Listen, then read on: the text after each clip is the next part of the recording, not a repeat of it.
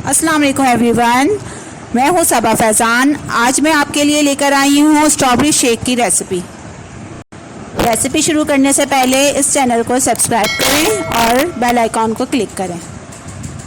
Strawberry shake बनाने के लिए हमें चाहिए 4 से 5 अदद strawberry, 2 scoop vanilla ice cream, 2 table spoon चीनी, 1 गिलास दूध।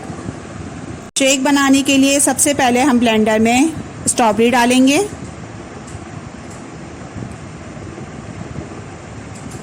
शुगर डालेंगे,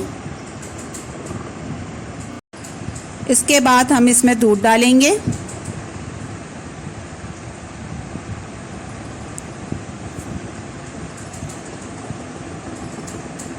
और इसे ब्लेंड कर लेंगे अच्छी तरह 2 मिनट्स के लिए। इसके बाद हम इसमें आइसक्रीम डालेंगे, इससे शेक थोड़ा थिक बनेगा और क्रीमी बनेगा और ब्लेंड कर लेंगे। अब हम इसको ग्लास में निकाल लेंगे सर्व करने के लिए और फ्रिज में भी रख सकते हैं ठंडा करने के लिए। उम्मीद है कि आपको मेरी रेसिपी पसंद आई होगी। इस तरह की मज़ीद रेसिपी देखने के लिए हमारे चैनल को सब्सक्राइब करें। अल्लाह हाफ़िज़।